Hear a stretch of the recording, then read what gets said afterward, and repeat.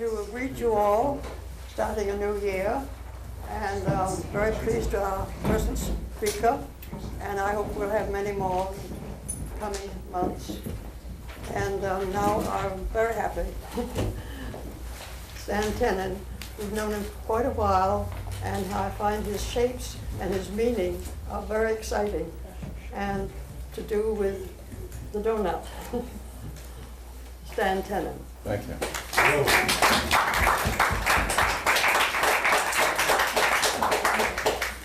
Well, thank you all for coming. I've got about, I think, 3 or 4 days worth of material here, so as usual things will roll along. But I want to leave time at the end so that we can discuss some of these issues. Because for the first time I want to not just do the geometry, I want to discuss some of the philosophical implications, if we can call them that. Stan, Yeah. you know we break halfway through. Yeah, we'll break in about 50 minutes, When I you think. want to break, you Right. say so. Yes, I think we've got someone watching that. So again, welcome everyone. The title of the talk is The Alphabet in Our Hands, and if you haven't already figured it out, you'll see what it's all about fairly quickly. I'm not going to review what we've done in the past as much as I have in the past. I'm going to have to assume certain things are known, and I'm just going to summarize them very quickly. But I wanted to start by playing you something from this little tape recorder, which will take a second or two to cue up, I think. And I should have done that first. I didn't think of it. And I want you to just close your eyes and listen to it and tell me what you think of it.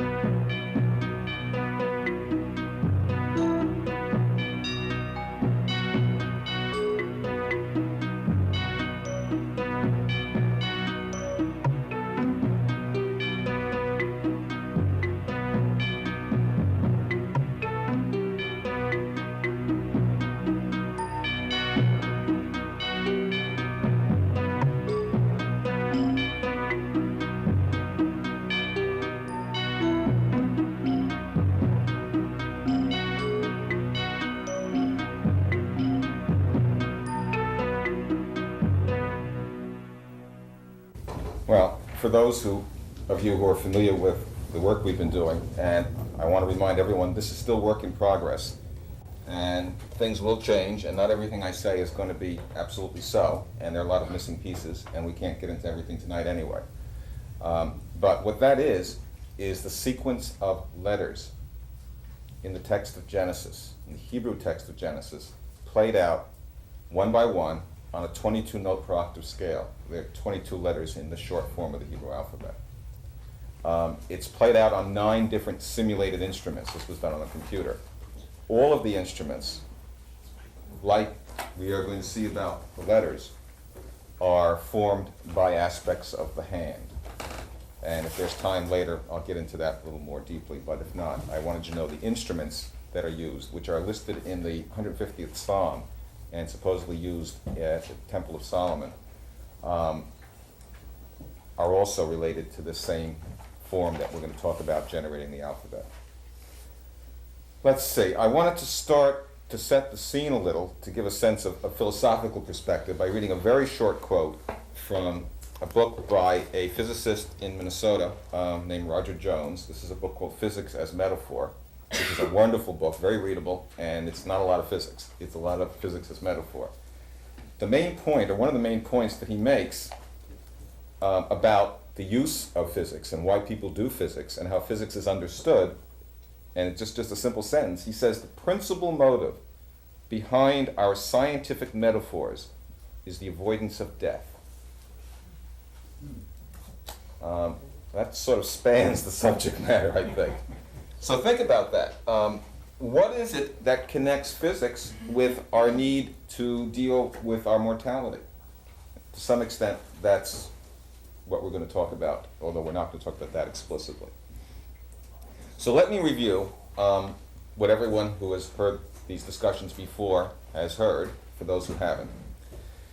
Most people as children have had the opportunity to make paper models, perhaps, and you cut out a piece of paper and it's set up to make a particular model, and it's got tabs and slots. And if you put tab A into slot A and tab B into slot B, the piece of paper, the model, folds up into the intended form. It's pretty simple. I didn't bring by Maxium globe, I usually have, but that's how I put it together as a child.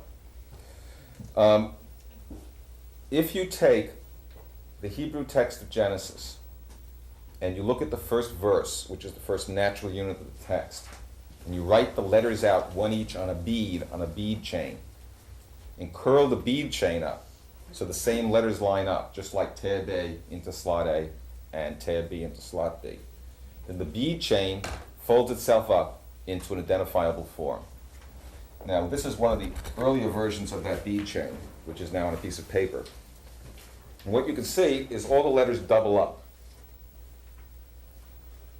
And in fact, if you want more details, this is all laid out in some of the earlier lectures which are available.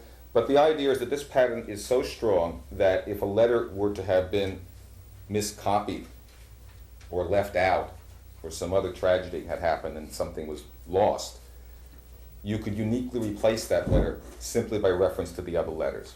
That's how strong the pattern is. The reason for doing the music was to find out if these patterns continued beyond the first verse. Because after all, maybe it was just a lucky hit that there was meaning at the letter level in the first verse. That would be a lot less important than if a whole text was coded at the letter level, which is apparently the case. If you agree with me, then you probably think that that music sounded like it was not random, but that there was some kind of cyclical structure to it. And again, we've discussed that at length before, and apparently there is. There's also been statistical work done by tenured professors, people who ought to know what they're doing, at UCLA and at Hebrew University and a few other places, which have shown that there are letter-level patterns in some of these texts, which are not in, for instance, the essentially similar story in the Samaritan version of the text, which is also in the ancient alphabet, but has slightly different spellings, and the letter patterns disappear. So we're dealing with a text that is coded at the letter level, letter by letter by letter. That's very important because most people think that the text of the Bible, of the Torah, is a story. It's a rare story indeed where the sequence of letters makes the words, which then have to be made into a story. And I'm not going to read those quotations tonight, but again, that's on some earlier material. So we have a text that folds itself up into this form. And the interesting thing about this form, before I put it away entirely, is that when you go around and you get to the end, you come up in the middle and start over again. That the form has 7 turns to it, and then in this kind of flattish form. And that when you get to the 7th turn, it comes up the middle and goes around again. I actually get to the 6th turn, and the 7th is up through the middle. Now, from Arthur Young and others, we have learned that you can identify something very similar. A torus, a donut, is identified mathematically by 7 colors on its surface, and they're arranged so every color is surrounded by the other 6. And you can see this vortex shape, this spiral path that outlines the edges of the colored regions. Now that's only there if you make all the regions exactly the same size and shape. Mathematically, you don't have to do that normally. This is an idealized form, where if you don't have any particular reason to do otherwise, you make everything equal. We're looking for Occam's razor, for minimal forms here. And this is one form of the torus, and it has 3 turns around with the 7 colors arrayed on it for 1 turn through the hole. And here's another form of torus. This one has 3 loops through the hole, the 3 heavy black lines, for each 1 turn around it. And this is a little noisier, but it also maintains that pattern of 6 around 1. Every color has 6 around, has the 6 other colors surrounding it. And as many of the people here know, Arthur has elucidated a wonderful theory of process based on the 7 stages that you can correlate with the 7 colors on the torus as a natural cyclic model. And it turns out that the verses at the beginning of Genesis, which is really all we've investigated in great detail, have that same cyclic pattern to them. They fit on the surface of a torus. And when you put them on the surface of a torus, the letters line up in the Hebrew text. Now, we can examine the torus, and as you can see from this wonderful model now that our friend Arthur Bloch is making, he calls it a hypersphere. And again, Arthur has pointed out that the volume of the torus is equivalent to the surface of a sphere in 4 dimensions. And so, in a true sense, you can think of this as a hypersphere. You can think of it as a sphere being pulled around a circle, although you couldn't see its full thickness. You can see a torus as a ring, as a circle being turned around a circle. But if you think of that circle as actually a sphere, then you can see why this would be a hypersphere. It's got an extra level of circulation to it. Just give them the formula. The circle is pi r squared, and you go it around so it'll be multiplied by 2 pi. 2 pi. So 2 pi times pi r squared, that is the hypersphere. Exactly. And again, very elegantly put and written up much better than I could. I highly recommend The Reflexive Universe to anyone watching this tape. It'll help you understand much of what's being said here. At least I think this follows from it. All right, so we have found that the first verse of Genesis makes these donuts somehow. And of course, there's a lot more to it than that. One of the early riddles, though, was I've only used half of the possible spaces on this form. And the half is a nice, elegant number, but it'd be nice to use all the spaces to have to find out what's the tightest form that the first verse can fit on.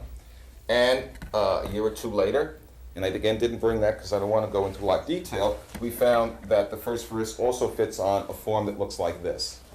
It's basically a cube with a little vortex on each face of it. It actually sits on a cube octahedron, even better. And it's got only one axis of spin symmetry, so it could have a real spear down the middle of it. And this, because of the way a cube can be pasted together, the opposite faces identified, is a mathematician's model of how a hyperdimensional torus would look if it was pushed back into three dimensions. This is just the outline, one outline of a hypertorus, a bagel of the gods, if you will. Would that be a cube with opposite faces Yes. connected? The opposite faces, if you look through this very carefully, you'll find the opposite faces are mirror images of each other. It's as if you took this face and pulled it around and pasted it onto this face. Yeah. And that would give you 3 rings.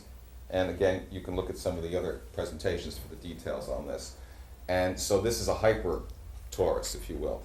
On this form, as it turns out, all but 4 places are filled up with letters. So it's a more compact representation of the first verse. I'm going to show you rather quickly, I think, when we get into this, that we now have a form in which those 4 places disappear. They turn out to be crossing points on a knot, and if you were to have 2 letters there, there would be a double labeling of the cross, of the crossing point on the knot. And so what you want is only 1 letter. And it turns out on one of these knots that's on the table, that's what happens. All right, so now we have found that we have this first verse, and it makes that pattern, and now we can look a little more closely at it. Mathematicians are very much into elegance and simplicity and minimalism, and so we can take these 2 toruses with their 2 kinds of 7 color maps, this one 3 around for 1 through, and this 3 through for 1 around, and we can simply throw away the whole donut and just look at the outline. The white one is like the big torus. This is just the edge of the 7 color map.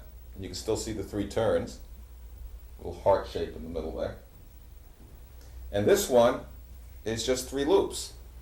This is like the smaller model.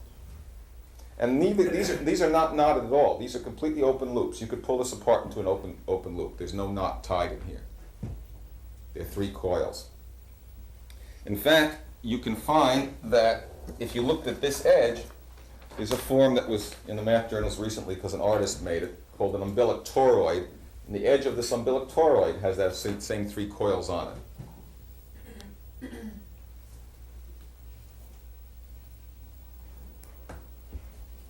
Okay. Now the interesting thing about an umbilic toroid, you can see that it would have like a triangular cross section, and it's sort of twisted as it comes around. Well, we'll see later where that comes from, but I'll give you a clue. Here's a column that's got a twist in it. And if we could paste this end onto this end, then these edges would become 3 loops. And in fact, on that version, here it is. Again, these are not knotted. This just outlines the edge of that little form in the middle, which we're going to talk about as we go on. Now, why am I telling you all this? Because of what we found from it. If you look at either of these, you can abstract them very simply. Instead of making the donut flat like a bagel, you can notice that donuts don't come in the world like bagels. They come in the form of apples. Apples. If you were to take the stem out and the seeds out and the flower off, this would be just like a dimpled sphere form of donut, sort of like a jelly donut, except it has the hole goes through. And we have a model here of what that would look like. And as you can see, if you were to slice vertically through your apple, if I could find where the slice is, there it is. It's got cross sections that are more elliptical than circular. But it's still obviously a donut. It still has this puff and fall through itself effect. Now, if you take this form and you put it on the apple, these black lines are what happens if you trace the blue lines on here and make it kind of smooth. You find that it divides the apple up into what we're going to find are actually 6 pieces, but I've only got a half here marked off. 6 hands.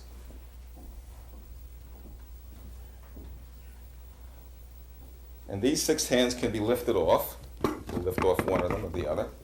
And they look like this. And they fit on the hands.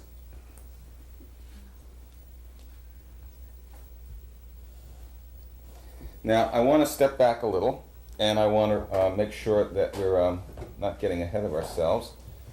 Yeah, I want to read you some quotations from the rabbis about the hands.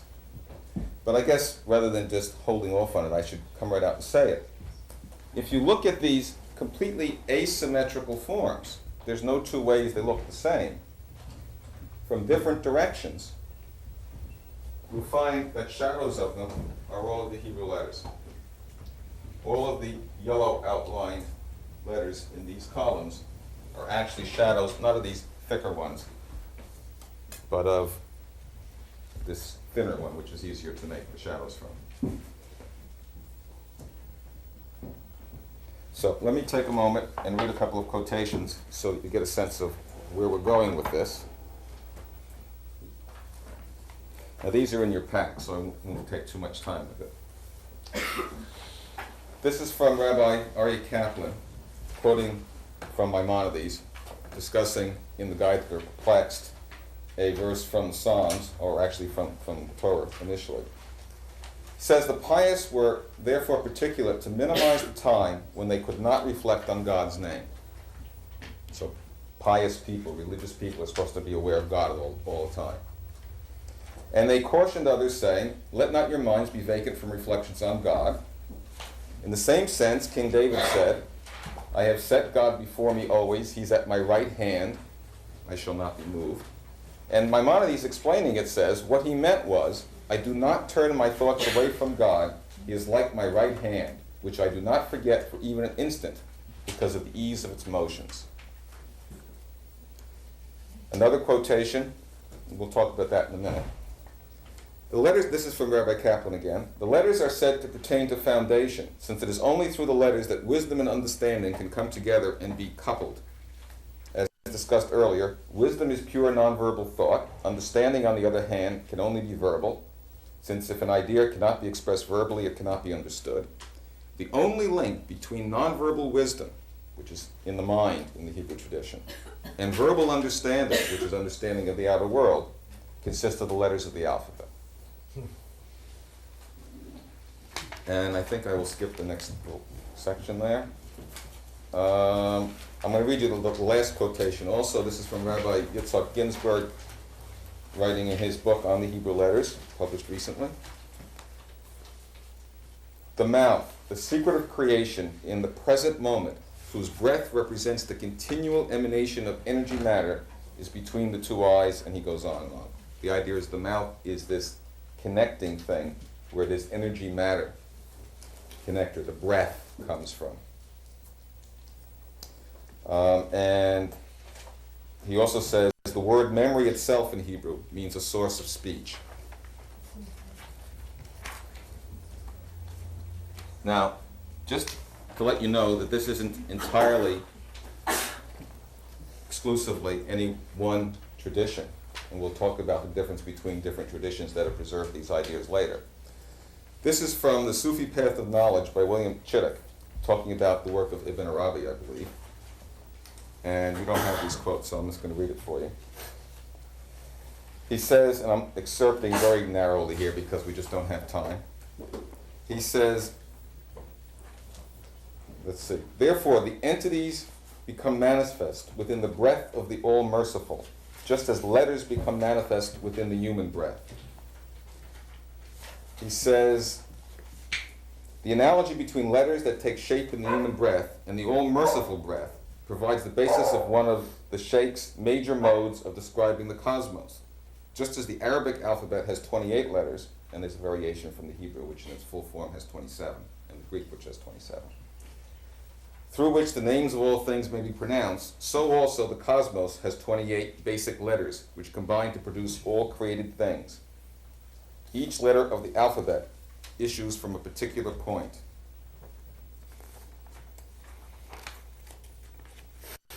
Here further. The real is the root of the one unique being. The root.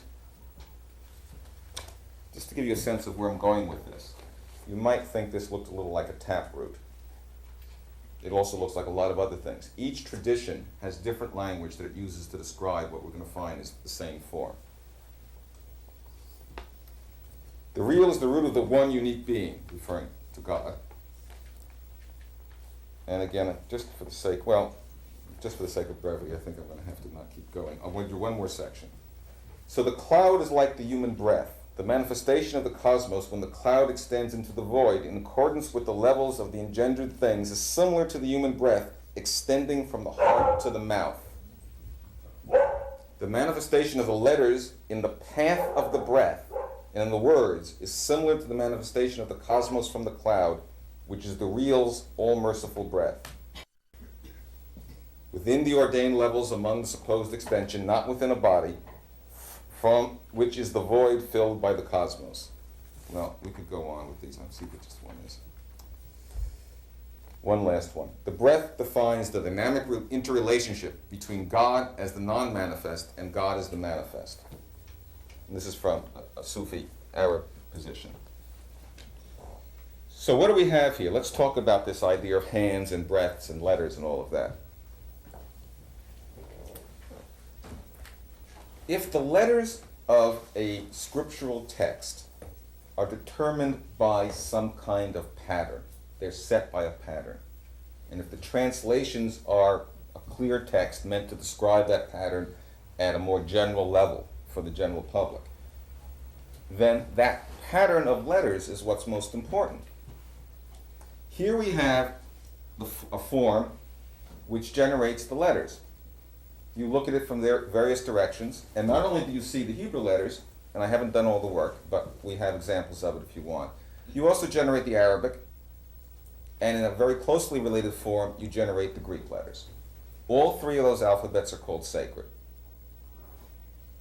Why? Why make an alphabet where there's a central object, and if you look at it from various directions, those are the letters of the alphabet?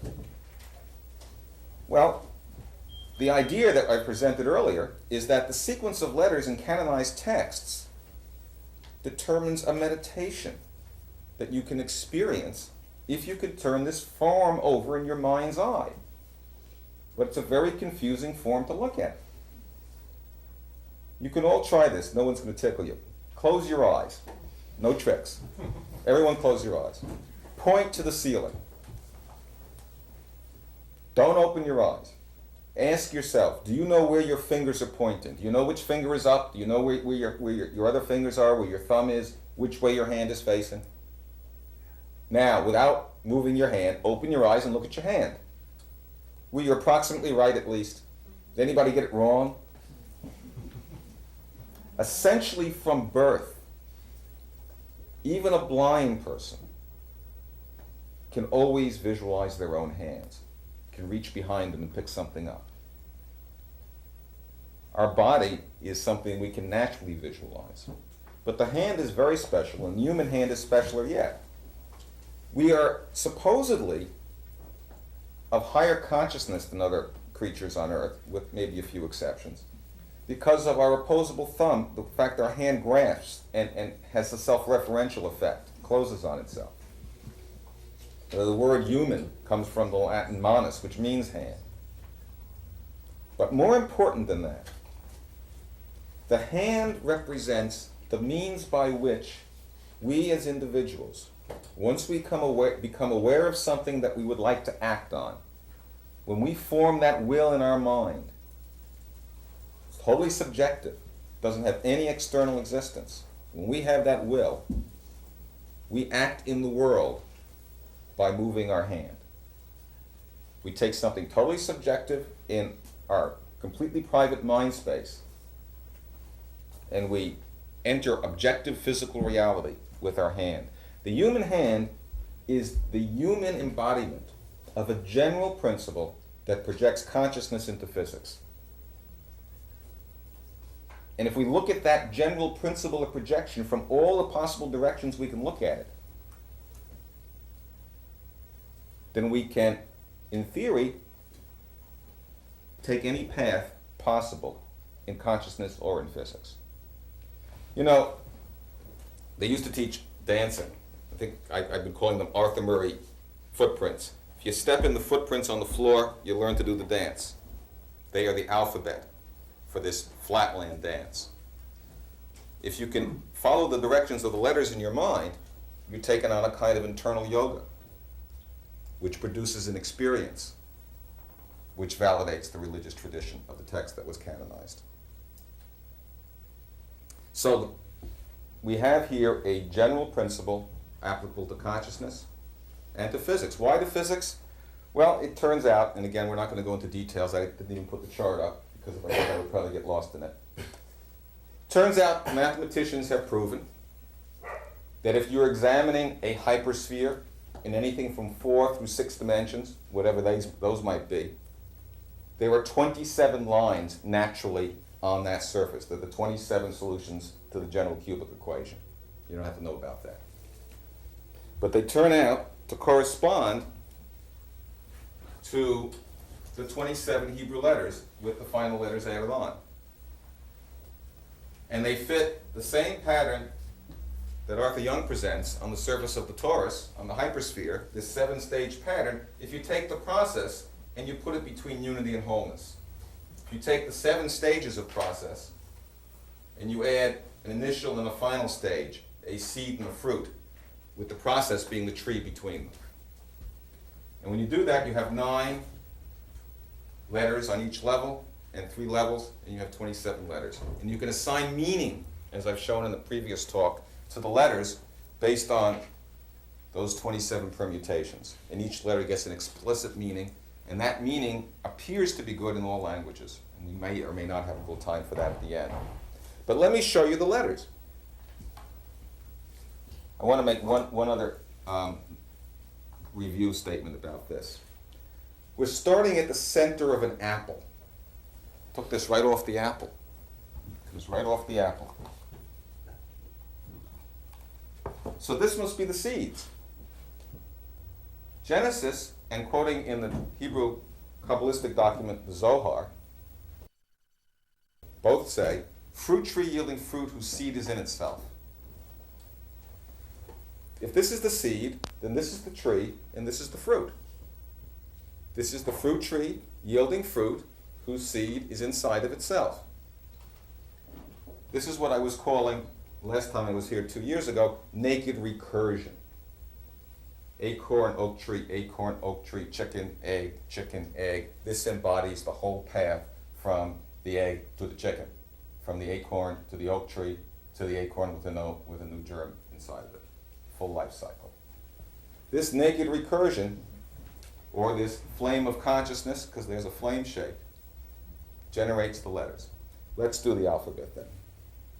And this is all going to be new for this group. There is a videotape that we've made of between the last time I was here and this time, which goes through these motions, because I didn't have them 2 years ago. Now here's what I'm going to do. You can look at this chart, and we can make these charts available to people who need to see them. This is a particular Hebrew alphabet set here. This is a development of the Hebrew alphabet as it was written in Islamic Spain. May explain why the Arabic letters look similar. About 1,000 years ago, roughly, very roughly, up until the Inquisition, up until the expulsion they were using this hand. The rabbis still use that hand. It's a true hand similar to the way a Torus scroll would be written, but it's a little more fluid. We think it's a more original form, and that the form used on the Torah scrolls was specially stylized so a letter could not be miscopied. Now here's the secret. We deduced meanings for the letters off of that logical chart based on the 27 directions that you can move in physics. That means that the letters represent all the possible ways you can move in hyperdimensions in physics, and that's the base space for doing physics regardless of the physical theory you're dealing with. And we said they also correlate to directions in the mind, directions in consciousness. But how do we learn those directions? And how do we gain confirmation of those meanings? How can something so abstract be universal? Because it's claimed that Hebrew is the pre-Babel universal language. It's claimed by people who believe in the Abrahamic tradition. As we'll see as I read some more quotes, this is an older idea, but it's been embodied in a coherent way in these traditions. In fact, we all have the same DNA in every cell in our body, even though we make many different organs. And so the difference between the different religious traditions is they represent different organs. Each is a different embodiment, a different vessel. But the flame inside, the DNA inside, the Gnosis, the personal mystical experience, is very similar.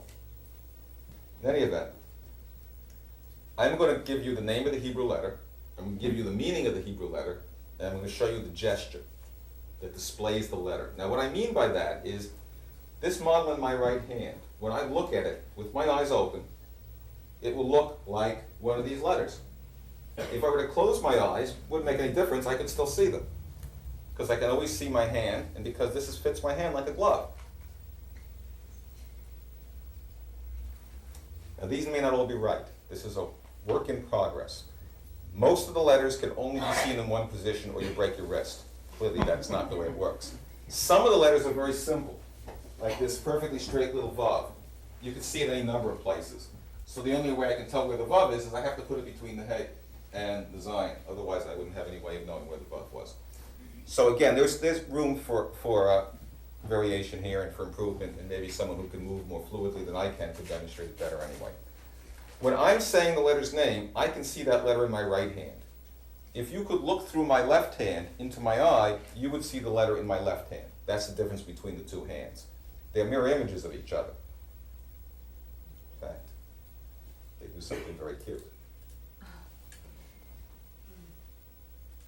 You can see they're mirror images, they wouldn't do that. Okay, let's do it. This is Aleph. Aleph means everything. I'm pointing to my solar plexus. Beit is to break open, to be born. This is Beit. Gimel. Gimel means a camel. Camel goes back and forth between oases. There's its two humps. They're the two oases. You can see it's going to be an oasis because these flat things are the oases. When we turn the model over later. Dalet means to divide, to pour down, to become poor, and I'm pouring down. Dalet, same in Greek. A delta is where a river divides out into the sea. We would say it DLT, dilutes or dilates there at the DLT delta or Dalet. Same letters, same root. Hey is a window or a frame. Now I can't see these. Yes, I can. Right through the side of my head, because I always know where my hands are. And you can see the hay. this case, it's easier to see in my right hand. Vav is a pin. I'm going to find it over my spine. Zayin means to project. That's pretty obvious. Don't get in the way of the energy beam. Chet means to encompass or to encircle. It's down here. Encompass or encircle. Tet means all, total, complete. I'm holding the whole thing in my hands. My hat is falling off. Yud is my hand. It could be any place out here. It's a very small letter, so I can't be exactly sure, but it obviously means to extend the hand. Chaf is the palms. I'm looking at my palms. If I come up a little higher, it becomes Lamed. Lamed is the flame. I'm sorry, I didn't need the names of all this. Yud is, well, I did. Yud is the hand, Chaf is the palm. Lamed is a flame. It means to, or to learn. Light, to light the mind, Lomed, the flame. It's Aladdin's lamp. There's the reflector, and there's the flame. And it reflects the light right at the second focus of the ellipse back into my eyes. Well, it may not be quite that direct. Depends on how you make it. It could even be that direct. I don't know for sure, so I shouldn't tell you that. Mem means source, or from, or out of. The source of speech is at the throat. If you would not want to break your wrist, this is the only way you can see the letter Mem. Here, you can see it. Well, maybe I can use the smaller model. This is the right-handedness. Then you'll be able to see it easier. Yeah, that's correct. Yeah, you can see the Mem right there. Mem is right down the bottom.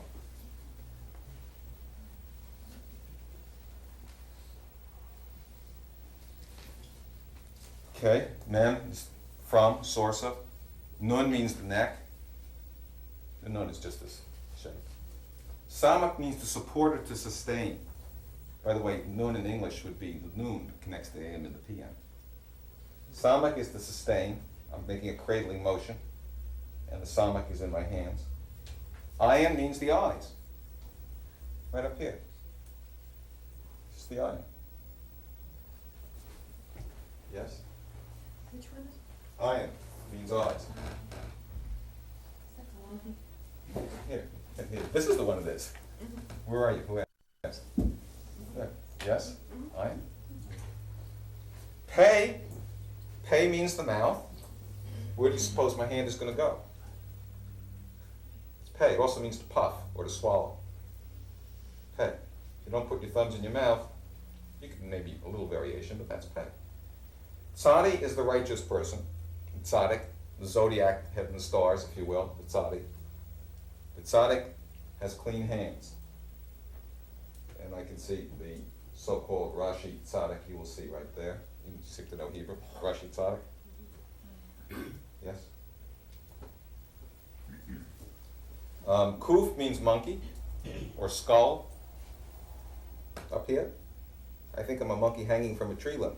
And I'm outlining my skull. Here's the skull. Reish means to radiate. The head, to rush out. Sheen is to shine. Actually means a tooth, but a tooth is where your toothy grin. It means Sheen has many meanings, but it's basically spiritual energy shining on you. Sheen is up like here. Turns out Sheen is exactly the opposite of Beit in Hebrew, and it turns out that's the same on this model. Again, you know Hebrew, Rashi? Okay, if this is the Rashi Sheen, yes, then this should be the Rashi Beit. Yes? And Tav is myself, itself, to mark, reflexivity. Aleph, Beit, Gimel, Dalet, Hey, Vav, Zayin, Chet, Tet, Yud, Chaf, Lamed, Mem, Nun, Samet, Ayin, Pei, Tzadi, Kuf, Reish, Shin, Tav. This is on a tape that we brought with us as a supplement. If people would like to study it, I think we've got a few copies here that are available after the presentation. You can see that the natural meaning of the letters, the natural meaning of the gesture, is the meaning of the letter, I think. And if you check some of the earlier material I presented, you'll see how it correlates even better. 10 minutes left. 10 minutes left. We're not doing too well, folks. Well, actually, we're not doing as bad as I thought. We're halfway to what we thought I would be at. I want you to, it's all right. There's really very little hope that we can get everything in. And I think it's going to be a little too much anyway, but I think we'll have enough for the basics. I want you to guess what this word means. I'm going to move between the two letters, a two-letter root, which is unusual, but there are some like that. Somebody tell me what this means. Anybody? What am I describing? Torus. Yeah, that's pretty good. And more, a little simpler, folks. Apple. You're all right. This is the root for round. Gimel lamed, CL. It's our word coil, or cycle. Okay, I think we'd best move along because of the time problem. I wanted to point out something else, and that is that the purpose of both our hands and of our speech is to make distinctions. And that what you end up looking at here is a model of a projection where you start with conscious will and you breathe, you project, and you have speech or hand motion. That you have a situation in the Hebrew tradition where God contracts himself, tzimtzum, then throws a line out, and that manifests the universe. The same idea. And we're going to see that repeated a little later. I wanted to read a couple of, I hope, very quick quotes now. From several different sources. This is from, I didn't number this one. All right, I'll read it anyhow. Oh, this one's for later. I numbered them all. Number 4. This is from a book called Egyptian Miracle by Shwala de Lubetz. He talks about how in pharaonic Egypt, he says, and also in India, although with dangerous complications, which is his note, he says, the one and only God who is unknowable is an idea derived by logical conclusion. This is a more scholarly source, Karl Lukart, writing Sunni Press, right, fairly recently. He says, all the while, however, picking up from something you were saying earlier, the blending of divine names and functions could not have been understood easily, could have been understood easily by the simple fact that, for learned ancient Egyptians, there has persistently been a single God who has staged the entire continued polytheistic show. No less than 9 divine names were fused in Heliopolis into a single Ennead, a ninefoldness. On what basis could a Christian scholar classify his own theology, Trinity, as monotheism, and keep insisting that the Heliopolitan Ennead belongs to a polytheism? The monotheism of the pharaohs had no difficulty sponsoring, embracing, and absorbing lesser provincial deities throughout Egypt as additional members or offspring of the internal divine Ennead. And it goes on with that direction. This is from, well, I guess one more. Right. This is from Anne Macaulay, writing about the Apollo god in the Greek stories. And she says, and finally, let us return to Apollo.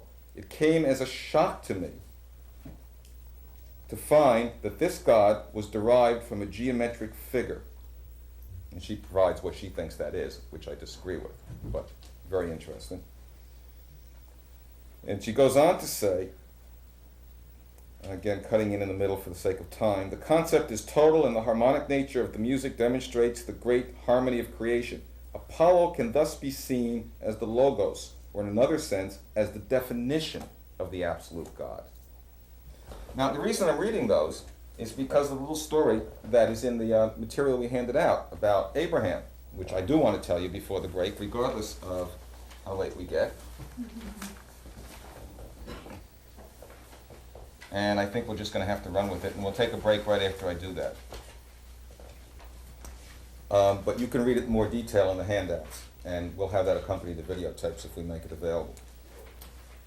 The standard story is that Abraham is raised in the house of his father Terah, who was an educated cosmopolitan person who comes from Ur of the Chaldees, and he's an idol maker. He makes idols of stone and wood and metal, and he sells them to the local population. And Abraham is down in the shop one day and says, "Oi, this stuff is no good at all. They're dead. They don't think. They don't eat. What good are they? Daddy's a ripoff." And he smashes all the idols and discovers somehow the one God. And we're supposed to believe that an intelligent, educated, cosmopolitan person who is of high character, because these are supposedly good people and the founders of this faith, are somehow selling these rip-off idols. That's the simple story. The rabbis elaborate on it, and I'm going to elaborate even more on what the rabbis say. It seems to me that the idols of an intelligent, educated person in any age are the icons of the culture, are the models used in each and every culture to describe the sacred, whatever is thought to be sacred, even if it's money, which may be our icon. And different cultures, because they have different experiences and different tools and different times and different needs, look to different things in nature to model certain natural qualities of life, of the sacred quality of life, the birth and death cycle. Acorn oak tree, acorn oak tree. And to cite the ones that I put down, but there are many more. The ancient Chinese, according to Moran, are supposed to have set out with their first original set of ideograms, 28 of them, based on 28 mansions of the lunar zodiac, a cyclic system. The Persians and the Greeks used the solar zodiac, and they had gods and goddesses warring with each other as the zodiac went around. And the Druids are into the life cycle of trees and living things and vegetables. All peoples pick something cyclic to represent the cyclic nature of life. There's nothing wrong with any of these models. They are all true. But none of them are universal. Each is specific to its time and culture and to the understanding of its metaphor. And each is limited to the extent that the model is limited. Abraham, in my version, acting as a mathematician, says, I don't need to eat the dough in the donut. All I need to know is the 7-color map. I don't even need the 7-color map. All I need is the outline. Let's strip away all the embodiments. Let's take out the lunar zodiac. Let's take out the solar zodiac. Let's get rid of all the trees. They're all true. But let's, as mathematicians, just look at the unembodied principle underneath all of them. What do they all have in common? Well, they have this quality of naked recursion, naked in the mathematical sense. They represent just the cyclic nature of all things, including the cyclic nature of our consciousness, which reflects back to itself, which is what our thumb is about. And so when you strip away all of these embodiments, you end up without any graven images. You end up with a sequence of feelings, parts of a meditation perhaps, parts of the sense of how life organizes. And that's, by definition, the one God. That is a unity underlying everything. And if it's also a geometric, mathematicians type model of unity, then you can learn certain things about why there is a one God and what the function of that is by examining the model. And just to speed things up again and to make the point before the break, and I'll try to do it very quickly because then we're going to go to the drawings after the break. In Hebrew, the first letter of the first verse of the text of Genesis is the letter Bet, which, as I said, means to be born, to break open. It means both and booth. In Hebrew, it actually means a house. Or it means two. In English, spelled Bet could either be B-O-T-H or B-O-O-T-H. The T and T-H sounded the same. Same word in Hebrew and English. It means the distinction between inside and outside, which is what a house makes. The primary distinction. It is the first distinction, the mark of distinction, as mathematician Spencer Brown would put it, in a wonderful little book called Laws of Form. Talks about how you can generate all kinds of mathematics simply from making a mark that distinguishes inside from outside. And other mathematicians have shown that you can derive all of formal logic just from the mark of distinction. The mark of distinction is the Hebrew letter Bet. It's just what the donut does. It distinguishes the inflow from the outflow, the whole universe from the stuff inside. And for details on that, I refer you to Arthur's work or to some of the earlier videotapes. And that mark of distinction is the basis of what we do with our hands or with our speech also. In fact, it's what our consciousness does, is make distinctions. Now, a physicist that we are all familiar with these days, a fellow named Penrose, has written a book called The Emperor's New Mind. He talks about the source of life on Earth. Again, this is what the sacred is about.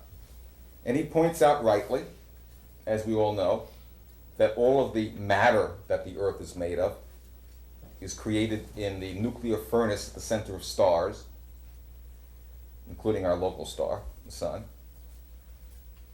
That comes from gravitational accretion, and that's part of his discussion in his book, and I'm not going to go into that. And he points out also that not just the matter, but also the energy needed to drive any process on Earth, including the tectonics of the Earth, because the heat in the planet is also from these nuclear materials and the heat coming in, the weather, the energy that drives, most importantly, life, photosynthesis, and all that comes from that, all comes from the sun. And that's the energy. But then he says, but what causes the reduction in entropy that life represents? Because we're not just energy driven, we're self-organizing. There's information. Where does the information in DNA come from? What gave it up its own information to give this information? What became more entropic, more disorganized, so we living things could be more organized? And he points out the answer is something very interesting. It's because the sun is a hot, bright spot in a cold, dark sky. It is high contrast, maximum distinction.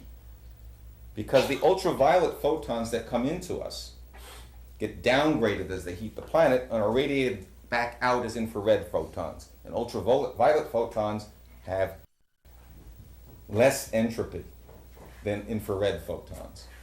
And we are in that stream of organizing informational energy. And so the physical hot, bright sun, big and bright as it is, but not infinitely big and bright, against the cold black sky, drives the simple self-organizing properties of life. But we can go a step further. What gives us our self-aware type of consciousness? One level up from what cats and dogs supposedly have. Next debate. Instead of hypothesizing or looking at just a finite, very bright spot, pretty far away in a black sky, let's go one step further. Let's examine the properties of an infinitely bright spot, infinitely far away. That would be much higher contrast, hyper contrast, driving hyper consciousness. That's why God has to be singular. That's not religious puffery. That's because if you want to explain where self-aware consciousness comes from, you are led to take Penrose's path until you reach an abstraction that is singularly distinctive. Again, that's that tzimtzum that the Kabbalists talk about, that contraction point against the sky. And so, let me look at my notes to make sure I didn't skip anything here, because it's hard enough to keep track of that if I fill everything in. I would like to point out that there are a couple of things that have that property, that high distinction property. We're about to have the break, don't panic. We look at that in different cultures and times in different ways. Taoists would look at yin and yang. Mathematicians might compare absolute symmetry, the symmetry of the polyhedra, with absolute asymmetry, the asymmetry of the vortex form. And this distinction, the difference between symmetry and asymmetry is as absolute as between a point, an infinitesimal, infinite bright point, and nothing. We could look at other models as well, including something called the Fourier transform, which is basically a gadget that takes the harmonics of music and breaks them down into a frequency spectrum. It's a spectrum analyzer. The Fourier transform of a single, very narrow, infinitely amplitude, exceedingly high pulse is a continuum of all frequencies. If that initial pulse is anything but infinite, the continuum is truncated. If it is anything but of zero duration, the continuum doesn't have all of its pieces in place. It's less than complete in time or space.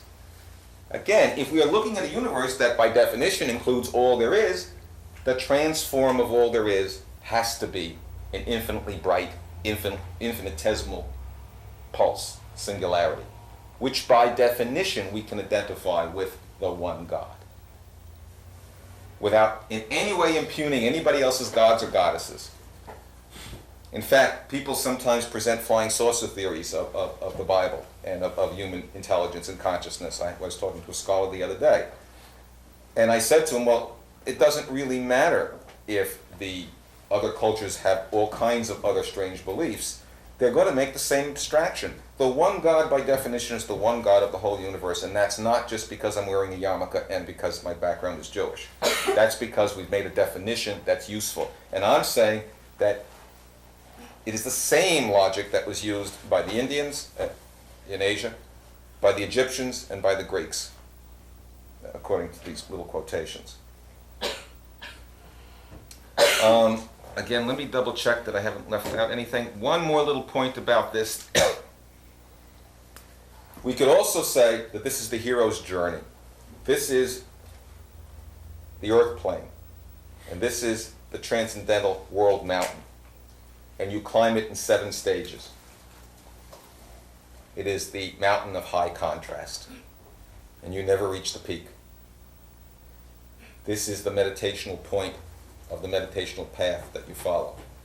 And if you put 2 of these together, and I don't know if I have them, I'm about to stop. Let's do the big ones. You'll find they make these heart shapes.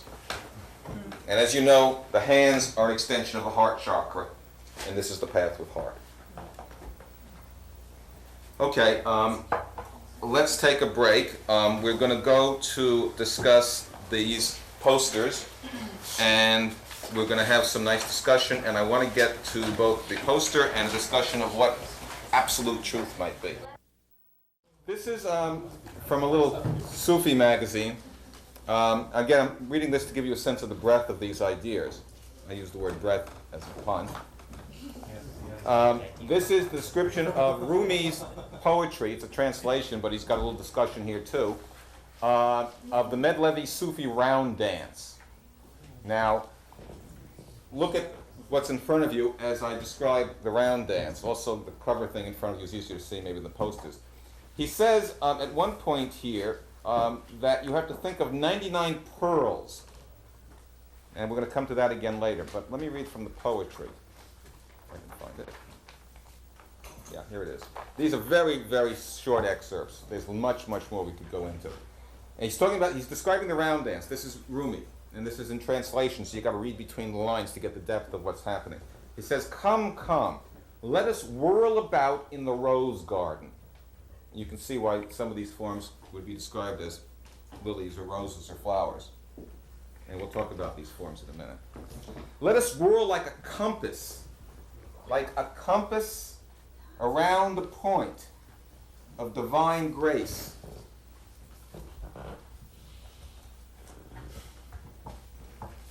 Let us now whirl about the grain which no granary comprehends." This is a seed in an apple, then it's a sacred seed. It's the grain that no granary comprehends. Then a little later he says, "I am turning beside the Sultan. I am like a goblet in the circle of dancers, turning from one hand to the other with my story." Goblet. See the goblet?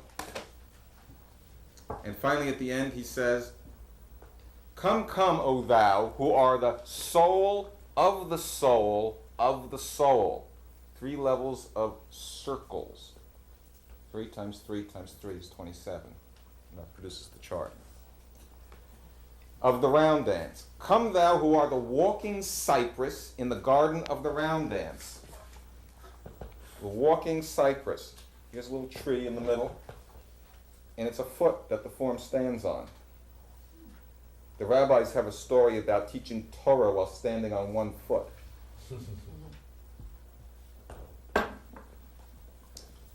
Come thou under whose feet is the fountain of light in the heaven of the round dance. And I think I'll stop there because we could go on forever, and it's beautiful poetry. Fountain. Fountain. Reminds me of, you know what the word hurricane means? Please.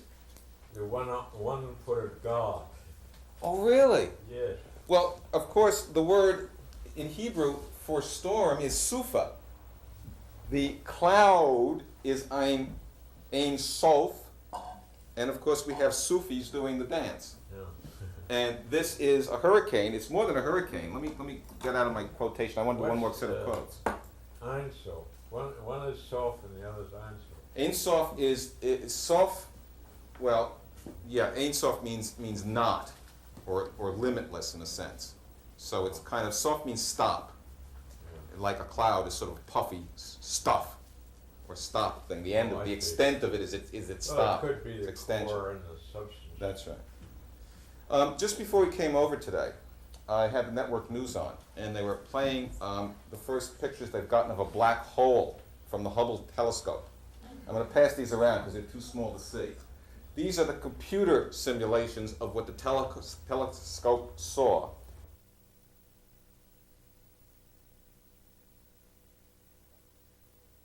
I'd like you to compare this with this. Now, please understand, there is no proof here that the ancients had any idea about black holes. This is a basic topology. It's a fundamental relationship. It is embodied in many ways. We may find out that this isn't a black hole, it's a bad photograph. It's not going to invalidate this theory. There's no particular one thing that's a proof. So let me just let these go around the room, and you can look at them closely, and try to get them back to me, but they'll be on the network news again, I think. Finally, this is from a book by Ariel Benson, copyright 1932, and I'm sure not available, called The Zohar in Muslim and Christian Spain. The Zohar is one of the most important books of the Kabbalah, Jewish mysticism. And in Islamic Spain, up until the Inquisition, the Muslims and the Jews and the Christians really mixed it up pretty well. They were very friendly. They learned each other's teachings and respected them.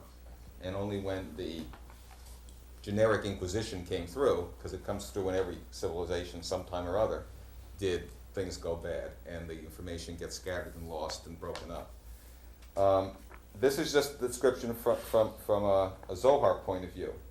But look at it in terms of what's up in front of you, and then we'll go into that in a little more detail. And I'm trying to, so I can't read everything I've highlighted here. We'll be here all night. So, at the beginning, this is a section called Supreme Light.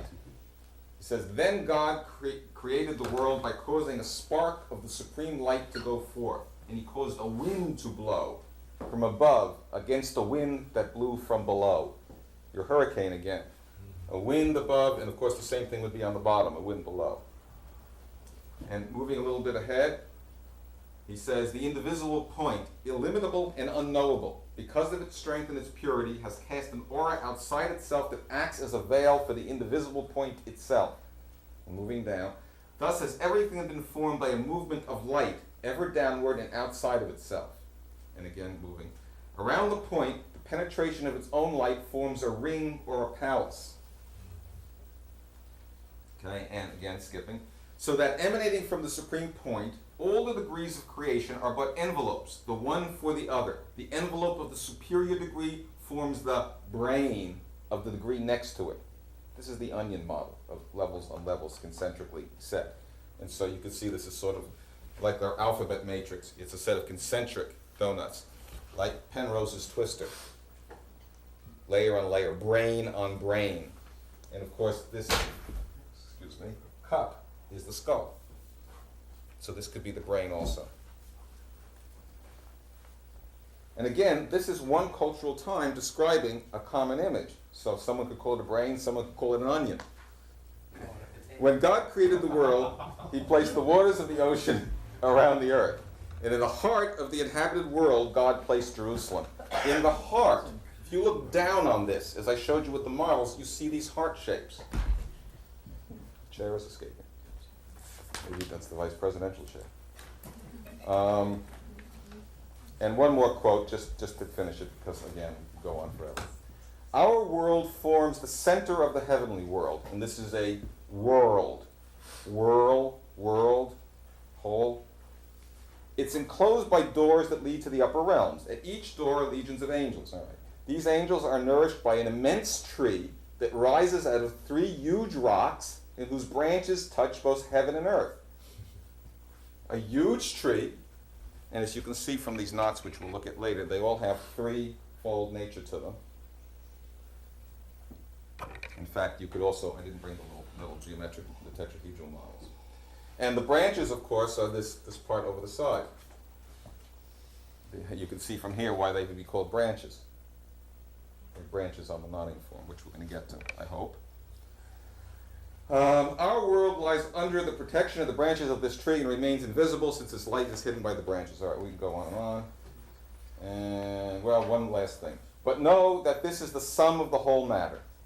We're talking about the distinction between inside and outside, between consciousness and physics. That all in the lower world has been made in the image of the upper world. All that exists in the upper world appears to us here below as in a picture. It is all one and the same thing. As above, so below. What goes around comes around. Do unto others, etc. So now let's examine what we've got here. I have to tell you one other thing that you don't know if you haven't been here before. And again, I don't have time to go into it. But if you examine Buckminster Fuller's model of DNA, which he bases on a tetrahelical structure, a tetrahelix is nothing but a bunch of tetrahedra cemented together to form a column. And in fact, the column can be formed by simply pairing up these little flame shapes that are inside each chamber. And as it turns out, and again, you'll have to consult previous presentation for that because we certainly don't have time. Turns out in 1/3 unit turn of the helix, the tetrahelix, the faces match up exactly, well, not quite exactly. There's a small error, which he calls the unzipping angle. But you could paste this face onto this face. It's exactly 1/3 of a turn. It has room for exactly 22 triangular faces, which are the 22 Hebrew letters. So you could make a wick of a burning candle out of a string of tetrahedra, as Plato describes it. Of course, we're going to find out this is the burning candle and this is the wick. So if we take our tetrahelix, our alphabet tetrahelix, which makes 1/3 of a turn, has 11 tetrahedra, 22 faces, and we add 3 of them together, this is just shrinking it so it will fit. So we get 1 full turn. There'll be 3 full turns because each edge turns 1 full turn. We could go through this transformation. We can take this guy, bring it along here, and then take this and pull it around to touch the other side. And we would get this form. Likewise, we can take a knot. Now these are called torus knots. And there are different ways of winding knots on toruses. And they are all mathematically called singularities or singular knots. They model the property of singularity to mathematicians. So again, we're back to the singularity idea. And you can find that all of these torus knots that have 3 wings to them can be made by using this tetrahelix as the core, depending on how much twist you put in the middle. And it turns out, if we make the 3-5 torus knot, which is this guy, and put the letters of the first verse of Genesis on it, and look at it from one direction, there are no ambiguous places. All the letters are accounted for, and there's no extra spots. And I don't have time to show you that here. But it's kind of pretty. And you can see why it would look like an apple. You can actually see the bottom of the apple and the top of the apple, and you could even form a little womb in the middle if you wanted to for the seeds. That's the 3-5 knot. If we double it up, we get this knot. If we take our torus ring and we wind it the way it's shown here, this is called the 3-10 torus knot, and it sits on the surface of our dimpled sphere or on a ring. We can transfer it to a dimpled sphere from the ring. It's a standard way it's given mathematically. And if we want to look at the winding pattern, just look at this pattern: 0, 3, 6, 9, 2, 5, 8, 1, 4, 7, 0. Right?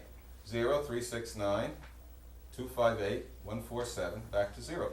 It's your touch tone pad on your phone. I'll turn it sideways. It's a magic square on its diagonals and on its main vertical and horizontal center row and column of the number 15. And 15 is the Gematria, the numerical value of the shortest name of God, the one spelled Yud and He. So this is the God Torus. Christians might think it was a crown of thorns, something like that, or a wreath. You can see the similarity. And if you take this guy and crack open the torus inside and pull the coils around till they're all on one side and flip over this outer coil, like I show, you can turn it into a dimpled sphere form of knot. And this one is the 3-10 torus knot. And the red outline is exactly the outline of one of our hands. And it's one of sexapa. And in the center, the number of tetrahedra that would be there would be from, in one hand, the number of tetrahedra on this column would be 49. But it takes up exactly the same room as if it were 50 because of the unzipping angle in the tetrahelix. We have a jubilee holding up the form. 4950 is the jubilee year. And if you remember the quote I read earlier, and there's another quote I didn't get to, about the 99 pearls, well, that's the length of the whole column, top to bottom, from heaven to earth. And they're called pearls in some texts, and they're called gates in others, and they're called, you name it. Nobody knows how to translate the words because they don't have the model. So now let's look at the model. We went through the torus, and the torus makes the hand, and this particular knot, particular toroidal knot, makes this particular model. It makes 6 hands around a center point, 6 days of the week, around the Sabbath point, the still center. If you look at your chart for the meaning of the Hebrew letters, you'll find the word Sabbath in Hebrew means to sit within yourself, to meditate, to have a still center, to reach for this transcendental tip, this point.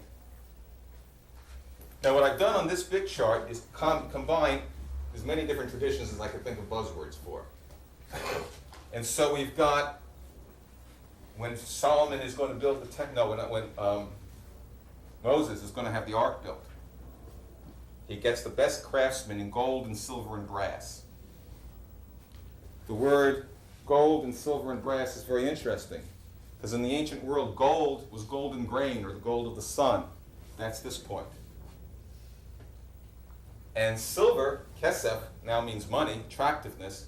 Kaf saf, kaf is the palm, and saf is this whole saf, is the fruit. And brass in Hebrew is the same root as the word for serpent. There's the serpent in the apple, connecting the sun, the seed, and the fruit. Gold and silver and brass. Seed and tree and stem and branches and fruit and flowers. This is the waterfall. I showed you Aladdin's lamp. Down here there was a crescent. See this crescent? It's a star, the sun in the middle, star and crescent, the Islamic symbol. It's also the bow in the sky, the sign of the covenant. There's the bow. This is all the sky, the whole thing. This is the earth plane. Now you know where the flat earth model came from. Only our Dark Ages scholars just thought that the ancient philosophers really believed the earth was flat. Maybe the general public did. The only earth that was ever flat is the philosophical earth plane, on which the 4 rivers feed the tree in the middle of Eden, the circle Eden. The 4 rivers are the 4 fingers that form each hand. And if there's 3 hands in the whole circle, there are going to be 12 hands on the rim. That would give us 12 tribes, 12 houses of the zodiac, 12 knights of the round table, and all the other 12 around ones. The whole apple sits on a, as you can see from the earlier presentations, cuboctahedral core. This forms the apple. It's got a sphere in the middle, that's the seed. It's surrounded by 12 spheres, that's the fruit. It's an in sphere and an out sphere, a hypersphere, the fruit. Same model again.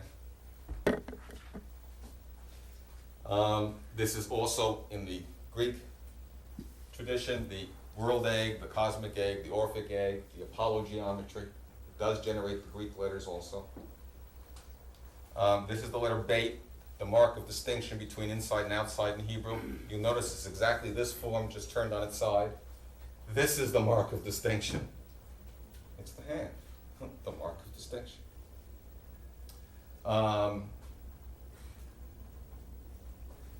What didn't I do here? Well, here's some more examples. So what you can see is going on is that you can make a general model that fits the descriptions in all the quotes I read, and many, many others that I didn't have time to read, which is a mathematician's idealization of the process of projection from inside to outside in general. Spencer Brown's mark of distinction. The distinction that the donut makes when the breath of God first goes poof. Oh, that's too poof. Goes poof. We should use a real hypersphere. Goes poof. And of course, what will it do? It will extrude. I don't know if I put this through here. No, it'll crush it. It can extrude tetrahelixes. The three edges of this guy. You can see if I were to push this through here, these three ribs, just like this, extrudes the tetrahelix right through it. Is this formally true? Yes, it is.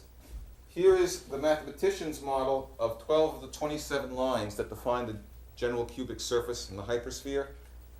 And as you can see, it extrudes tetrahelixes. If you examine all the planetary bodies in the solar system that have molten cores, including the Sun and the Earth, you find they all have anomalous features at 19.5 degrees above or below the equator. That's where the main sunspot zones are. That's where the Hawaiian caldera is on Earth. Even though the mantle moves, the volcano stays at 19.5 degrees. That's where the red spot is on Jupiter. And the same on every other heavenly body that's got a molten core. If you were to look into here, across these, you'd see these vorticular forms.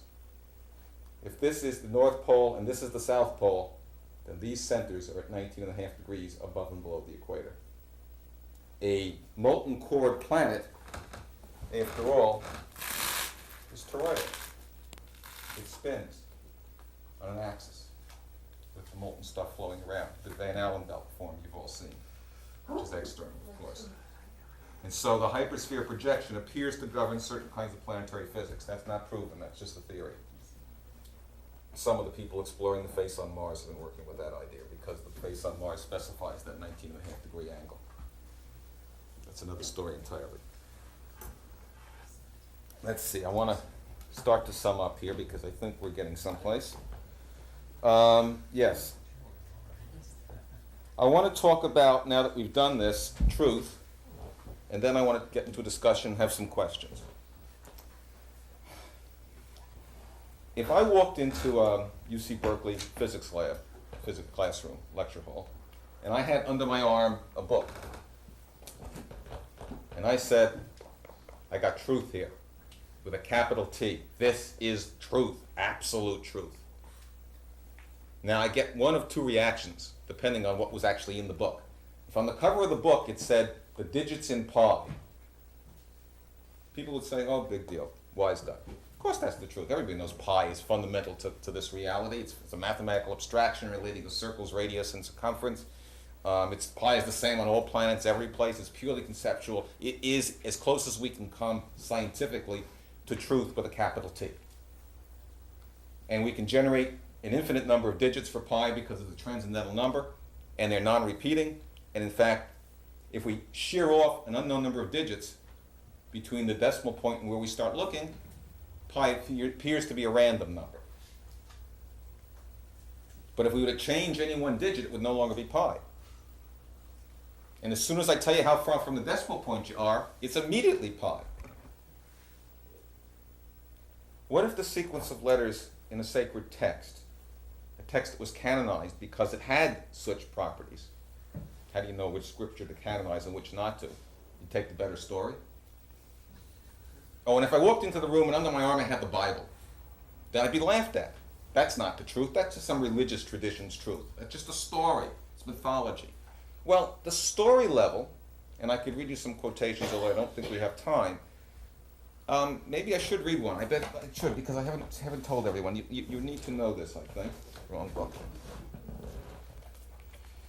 I won't overdo this. Glasses. Here we go. It says, woe unto the man, this is from the Zohar, actually it's from, quoted by Louis Ginsburg, says, woe unto the man that asserts that Torah intends to relate only commonplace things in secular narratives. For if this were so, then in the present time, likewise the Torah might be written with more attractive narratives. Now the narratives of the Torah are its garments. He who thinks that these garments are the Torah itself deserves to perish and to have no share in the world to come. Woe unto the fools who look no further when they see an elegant robe. More valuable than the garment is the body which carries it, more valuable even than that is the soul which animates the body. Fools see only the garment of the Torah. The more intelligent see the body, the wise see the soul, its proper being. They actually say that the sequence of letters was determined before the story, and the story was only stabilized as history unfolded. If you wanted to protect a metaphysical coded text, preserving a meditation, you would have to make it plausible and valuable to the general public. Because the Inquisition comes through periodically.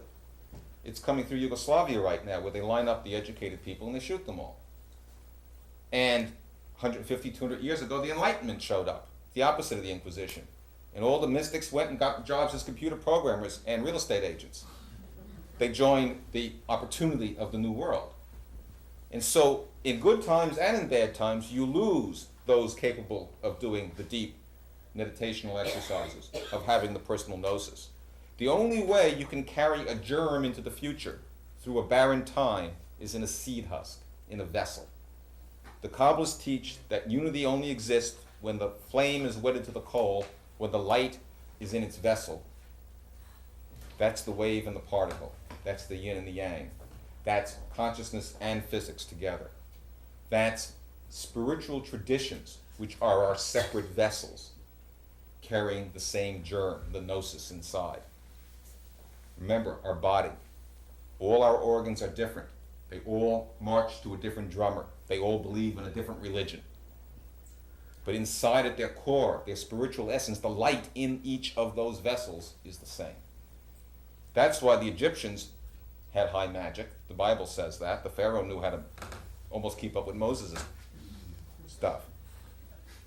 So it wasn't as if there wasn't acknowledgement that lots of cultures have knowledge. Nobody who's had an ego-death experience, who's had a enlightenment experience, a near-death experience, an out-of-body experience, a kundalini experience, is going to argue with anybody else particularly. Each of those experiences is personal, but at its core you reach for this transcendental point, this transcendental sun, not the Apollo sun in the sky that materialists worship, the source of the matter of the earth, but the transcendental sun, the seed, which, I forget what Rumi said, that's more than a regular seed. The transcendental attractor, not just the sun. So that many faiths and peoples have these models. In fact, if I'm right, since we all have very similar consciousness, every people that pushes the limits of knowledge comes up with the same model. The donut is the most popular cosmological model, both for physicists and metaphysicists, for as long as we've got records. But if the text of the books of Moses, or at least the book of Genesis, although it appears all the books are coded, really records a meditation. It's, in fact, what Moses came down from the holy mountain with. After all, Moses climbs the holy mountain, the world mountain, Mount Sinai, Mount Horeb, Sinai, and comes down the hero's journey and records the path, letter by letter. And if we can step into Moses' Arthur Murray dance shoes, footsteps on the ground, except in our minds, then we step into that revelation. Can it be done? Can a person write out 400,000 letters and get it all right? Could Mozart write a symphony? Could Toscanini hold a symphony in his mind and pull out a note from a particular instrument on the spot? The answer is yes. Is there a musical connection? I thought I mentioned that. Yeah, if you look at the 150th Psalm, it describes all the letters used at Solomon's temple, all the instruments used at Solomon's temple. They all, as you heard from the dinner gong, they're all off of this form.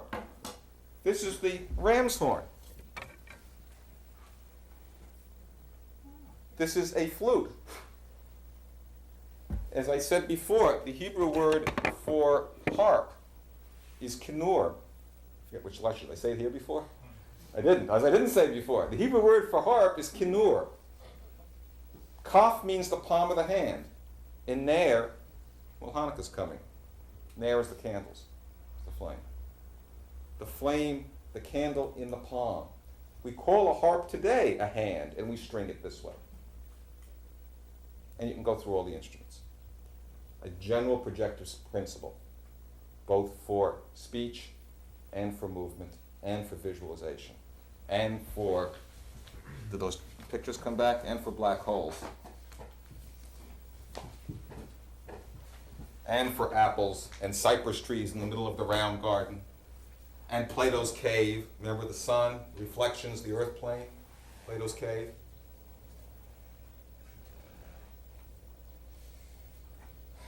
Let me think if there was anything else. No, I think it's time to, except just finishing off that idea of truth. If the text of Genesis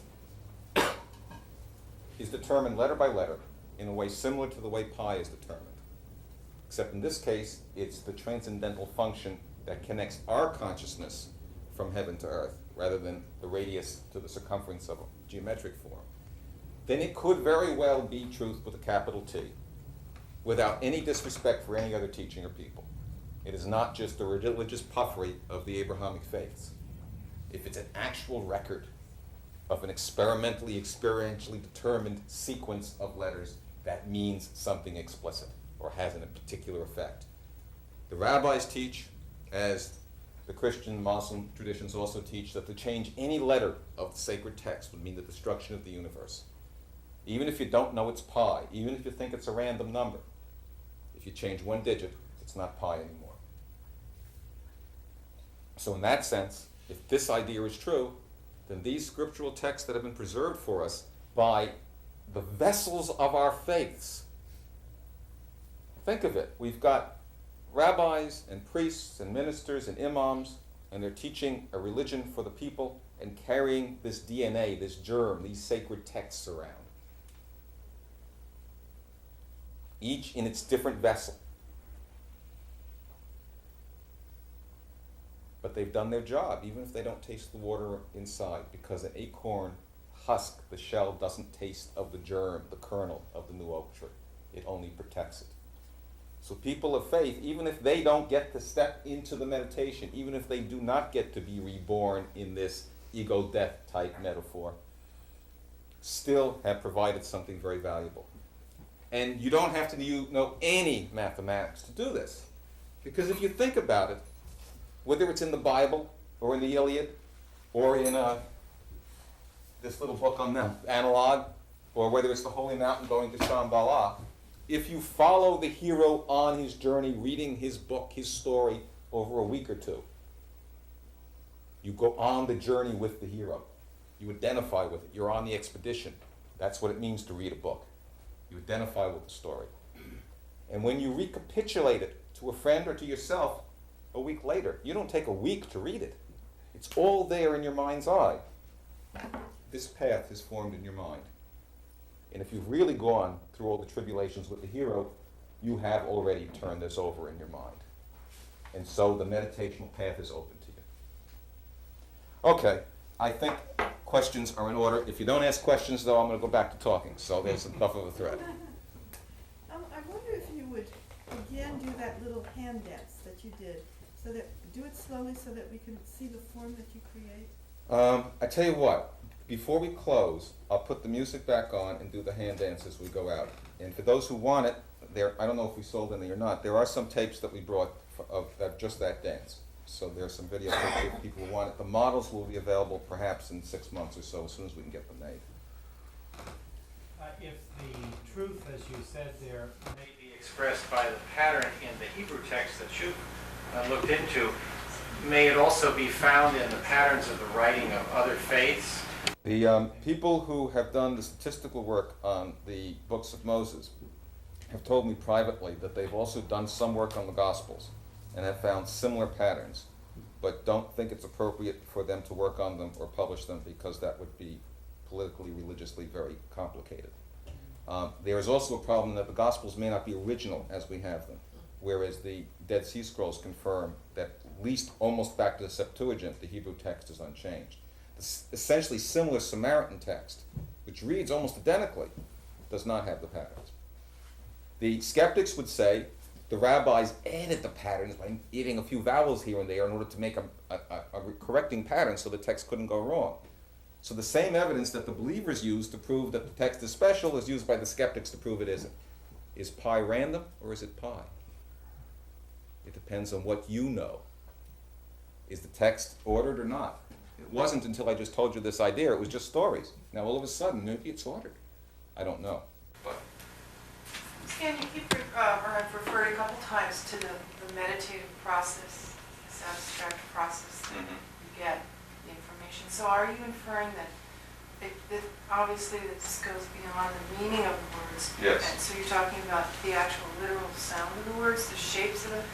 yeah, if I could, I don't have time, but the quotes indicate that the shape of the letters, of the breath that makes the letter, the shape of the letter, the tone of the letter, there are several levels, and they all have to be activated. I've only looked at one or two of the levels, and so this is definitely still incomplete. There's a teaching that when Adam first showed up, he gave the creatures their proper names. Just like I showed you this motion that means round, describes something round, in principle, although we haven't checked it in detail, the same could be true of other proper names and forms in the biblical Hebrew, not in modern Hebrew. The letters look very much like Deuteronomy, which is the very earliest notation. There may be a connection. The difference between other traditions and this, the Hebrew, Greek, Arabic one, is because they use this meaningful central model. Ordinary ideograms of hand shapes wouldn't do it. You could never recover it if it were lost. It's the coherence of the model that enables it to be reconstructed. It enables the seed, the acorn, the tree to be reborn, even though the seed's been dormant. I better start at this side of the room now. I've been unfair. They say teachers always go, so anybody on this side? Steve? Can you step through the 310 Torus knot again? Yeah. You take the No, start at the top. at the top. Okay, this is the way that you make the knot. You simply take a piece of wire and you take a ring. This is the 3-5 knot. You can see it's got 5 points to it. Okay, and it's got 3 levels. 1, 2, 3. If you cut through it, you cut 3 wires. So this is the 3-5 knot on its flat form. These are 3-7 knots. The difference is just the central core. So that what you do is you wind this knot. It's only a complicated version of the simplest knot. This is the trefoil, the 3-2 knot. This is everybody's simplest possible knot. And of course, it also has a tetrahelical core. If people are interested, I have some more detailed drawings, which I didn't give out on that. So you simply wind this, you weave this basket. It's got 10 points, 10 spherot to the Kabbalists, 10 points. And then you break the ring, you break the orange torus. I'm not going to do it because I'll have to do it. You break the tangle, which was conveniently made by the Tangle Company, and you remove it. And you're just left with the knot. I'll take a chance and re-knot it. There's the simple knot. The trefoil, this is the simplest knot you can make. Right? You just connect it back on itself. Now, putting it back in here I'll do later. So I take the time now, I'll only get it wrong and make myself look silly. Right? I know from experience. So you break the ring, and then you've got this floppy, weaving stuff here. You simply pull apart the loops, flip the C loop, the one loop over on the other side, and then straighten it out. And then it sits on this, all the curling then goes into the middle. I can actually show you that, I think. So where does the zeroth go? Well, it That doesn't go becomes the any other place. side. When you flip this over, it becomes this. It disappears. You see, It you're going becomes the you're going from a flat form, a quasi two-dimensional form, into a quasi three-dimensional form. When you go between dimensions, you add or subtract symmetry. In other words, I didn't bring the model this time, but again, I can show you later or anybody else. If you make a pentagonal spiral on the ground, you can lift it up and form an octahedral pyramid out of it. You go from 5 symmetry to 4 symmetry as you go from 2 to 3 dimensions. If you go up another level, you could make a tetrahelical spiral out of the octahedral pyramid if you went up into 4 dimensions. In other words, you can always trade dimensionality for symmetry. That's why you can project everything in physics down onto 3 and 4 dimensions, because there's more room for symmetry in 3 and 4 dimensions. So all these higher dimensions don't really exist, which is a very important teaching that Arthur has come up with. In principle, the reason we appear, from a mathematician's point of view, to live in a 3 and 4 dimensional world is because there's more room here for symmetry distinctions. What other kind of distinctions can there be? And distinction is what it's all about. Our hand, we're pointing to these distinctions. Okay? You want me to go any further with this? That's fine. Okay. Anybody else? I'm trying to give the left side of the room a chance. Please. Anticipating that musical piece you played at the beginning of the seminar could probably be quite provocative, meditational. Yeah. Will that be available? As soon as we can make it available. This work is being done under the auspices of the Meru Foundation, which is a nonprofit educational foundation. We are not very well funded. The fellow doing the music is in Los Angeles, and he's currently writing the score for a TV series. They're paying him handsomely, and his reputation depends on it. So us beggars have to wait. But it'll happen eventually. And, we will use the music on the videotape, either on the tape as it was or under the credits one way or another. Just a quick comment, that musical score that you played at the very beginning, that sounded very similar to some Indian ragas, the scales involved, as well as Chinese music. Yeah. The same pattern. It's a microtonal scale, a 22-note per octave scale. It turns out it resolves in 27 notes also, so it doesn't matter which alphabet you use. Convenient, eh? We could talk about the relationship between 22, well, let me tell it to you. This is really cute. We know that the 7 color map defines the torus, right? And we know that this guy has 22 faces. But I've already told you, you can take this end and paste it onto this end. So this is like a torus. Well, wait a minute. This is a linear form with 22 faces, and this is a circular form with 7 regions. 22, 7. Line and circle. Aha, pi.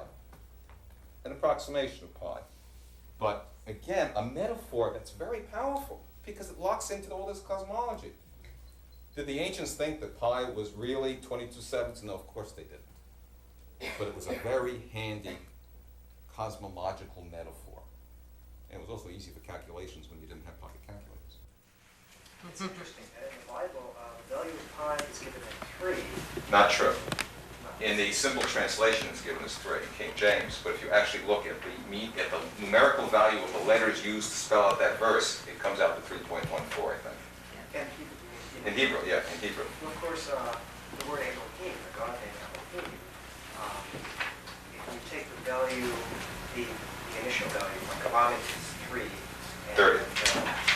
Moment is 30. Yeah, just using the Right, okay. equating that with 3 and with men as 4, you get the 3, 1, 4, 5. Yeah. But whether that proves anything or not depends on other issues. It may, in context, be interesting. The question of the meaning of Gematria, numerical value of letters in the first place, is an interesting question. It would seem to be meaningless from a technical point of view until you think of these letters as pointing directions. And then all of a sudden, you realize that that's exactly what we do when we tell time. Time is a clock, a two-dimensional surface with an arrow on it, is the way we make a clock. And that pointing direction does have meaning.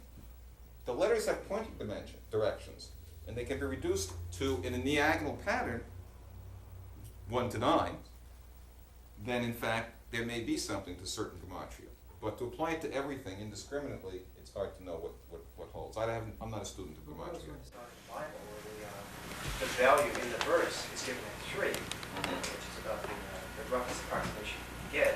The actual verse number is 722. Oh, yeah, I think I saw that someplace. There's a lot more detail to that. In fact, there's a lot of discussion of that. There are other parts of the Bible and also the way the Talmud explains the Bible that are very, very intriguing. But I'm not really an expert, and so I don't want to make statements that I can't back up. Another question, Stan. Getting back to this motion, Mhm. have you done any videos or any work actually graphing that motion? Yeah, the video that we brought is just the demonstration of those hand motions. I don't know, do we have any left?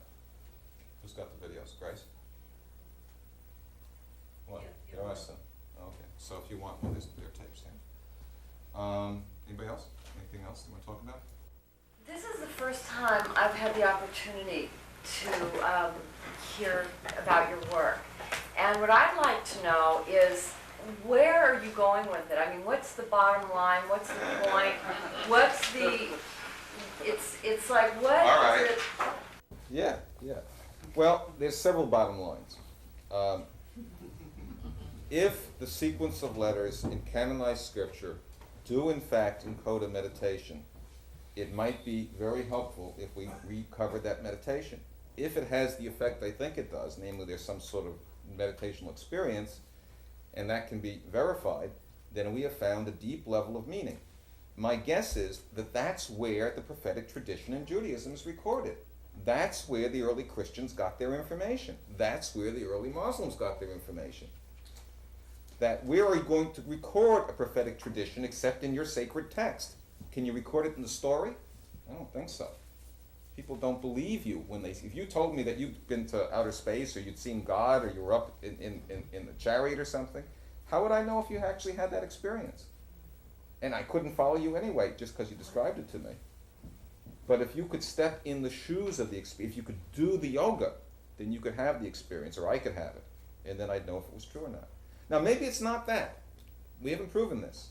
Maybe it's just the ground plan for Solomon's temple. Maybe it's just the weaving pattern for the cloth, for the clothing they wore, the sacred garments or the priest's clothing. Whatever it is, if this sequence of letters is determined by something real, then the meaning of those texts is very different than we've been led to believe. For instance, I don't want to make a big thing of it because I don't want to insult anyone. But the literal translation of the text has to be brought into question. I'm not saying it's wrong, I'm saying it's flat. It's too thin. And then if you go from there to creationism, it's like you're saying that God spoke to King James's translators in English, and that's literally a mystical experience. I think it's much more plausible that these texts are meaningful for what they claim to be in their original, and that this simplistic modern view of religion has degraded. It's damned faith by faint praise. Does Jim and Tammy make Christianity look attractive to you? Has anybody converted to Judaism because of Meir Kahane? How many Islamic mystics has the Ayatollah brought home? That's not my sense of what a person like Maimonides, a great physician, scholar, author, recognized as a brilliant man in his age, would have spent his life studying. We wouldn't find that plausible today. An intelligent person would look it over and say, this looks good, this doesn't look good, wait a minute, it's silly, and walk away. If we assume it's all mythology, well, then we're really insulting people who have incredibly good track records in other fields. It can't be all mythology. I haven't seen the documents myself, but I've read enough accounts in various other people's reports now. A few years back, Harvard finally published, it's only 300 years late, the remaining works of Isaac Newton. In these alchemical works, too embarrassing to be published. Newton points out that he discovered the laws of motion and gravitation from his study of Egyptian metaphysics, his word for Kabbalah. The rabbis were allowed back into England only 30 years before Newton did this. And Newton made his own personal translation of the text of Genesis from the Hebrew himself, and it got him in so much trouble that he lost his Lucasian seat at Trinity College because of it, because the Christians couldn't accept what he found. The simple Christians. I'm not trying to demean Christianity. It may be, this is the apple that hit Newton on the head. Look! Let's make a pizza. Okay, let's make a pizza. Got a lump of dough. It's going to be a simple mathematician's pizza, okay? And I got one piece of pepperoni in it. No cheese, it's a kosher pizza. You can't have cheese and meat at the same time. It's beef pepperoni. It's going to be pretty good. It's tofu pepperoni. Let's be veggie, okay? It's pretty good. All right, we take this little piece of pizza dough and we give it a spin, okay? Right? Guy spins it and toss it in the air, okay? This is mathematician's pizza dough, so it's a little more flexible than other dough. We give it enough spin so that the time it takes to go up and come down, it turns exactly 1.5 times. You could arrange that. And in that same time, this little blob spreads out into a disc. It's called a pizza pie. And our piece of pepperoni, which was sort of just in the middle with the dough, because it's not perfectly centered, we couldn't have thrown it exactly right, is now way up on the rim of the pizza disc. That's the path of this shape. You throw it in the air, goes up and comes down by the inverse square law. It's rotating 1.5 times. See, 1.5 times. It's half of the 3 turns down the core. Okay? It's got constant angular velocity. It conserves angular momentum, so it has an accelerating linear rate as it pulls out, and it's got a square law rate as it goes up and down. Okay? 3 parametric equations at 3 levels: linear, constant, linear, and square. The constant and linear are the ordinary laws of Newton, laws of inertia, and the square laws of gravitation. And it makes an apple. And it hits you on the head, maybe head, brain. From a tree. Remember, I had a correspondence with a really fine fellow named Peter Dawkins, I believe, who runs the Francis Bacon Research Trust in Britain. Peter tells me that Bacon attempted to reconcile English with Hebrew, to make it a sacred language. It was the same time as Newton, basically, very roughly. So this was the kind of thing that was going on then. Did the ancients have sufficient mathematical skills to do this sort of thing? Well, Benoit Mandelbrot attributes fractal mathematics to Archimedes. Archimedes was alive at the time the Septuagint translation, the first translation of the Hebrew text into Greek, was made, about 285 BCE. So it comes together, it fits, it's plausible. Okay? Did I lose the question? Oh, yeah. I went off on a tangent here. Anybody else? Yes. Just a quick question. What Hebrew translation would you recommend getting? Art Scroll Missouri, if you want the text. And also, if you want readability, get Kaplan with the Hebrew, not without it. And if you want very Jewish, get Hirsch. But, you know, I mean, what? Did you say that Harvard was translating the alchemical works of Newton, or publishing? Harvard apparently did a few years ago. I think so. I've been reading references to it in other people's works. I haven't seen it. You can get it? I think so. I don't know. I haven't tried. I'd sure like to see it, though, if you get a copy. Definitely like to see it. Because I bet there's a lot else in there, too. If you cut the apple that way, you get a 5-star pattern. Exactly. Yeah, 5-star pattern. Really? You think so? You get a 5-star pattern. Isn't that amazing? A 1-star pattern with 5 points, yeah, right. Actually, it's 5 against 5. The Zohar says 5 against 5, 5 against 5, 5 against 5. 5 against 5 makes 10. That's also, if you look down DNA, you'll see that. You'll see the 10 points. That's why the tetrahelix that Fuller makes really does make the DNA model. I'm trying to, the connection that you're saying is, excuse me, the meditation that you're saying is it's a movement meditation on the Tanakh, is that? Yes. What? Yes, and it would also, I'm only showing the hand motions, they would also be music and body motions, and perhaps a breathing at the same time. Now, the question that comes in here is that with a lot of the work that you're doing here, in its way is a certain amount of it is an intellectualization of this process. Certainly. I think that, right. Well, the point, if I can interrupt, is that if this model is valid, it must be equally light and vessel. It must be light emotion and vessel logic. So you have to have both the personal feeling and the thinking. The Hakma and Bina. Right. Continue. So but the only way that you could actually prove it would be by doing this meditation. Well, it depends what you want to prove. If you want to prove that they use this model, you can do it perfectly logically. And in fact, if we could afford to do a computer simulation of the path specified by the letters in the Tanakh, which is the books of the Torah and the writings, then that could be demonstrated on the computer to be a path. If we look at the right direction, we see a meaningful pattern, not just a pattern, but a meaningful pattern, then we'd know there was a pattern there. If you know how many digits from pi you are, you can identify the string as pi. But to prove the existence of God, no. No, not prove the existence of God, but prove this as a path. Prove that they did this? Yes, you could do it analytically. Well, that's not what that's what I'm questioning. I'm questioning that you could do this analytically, that in order to reproduce the path to the mystical experience, if this is, as you said, pointed to, you would have to do it. You'd have to do it. Right. You could prove that there was something there. You couldn't prove it had an effect on you until you did it. Let me throw something else on the table because you brought up a thought to me. This is a very controversial issue.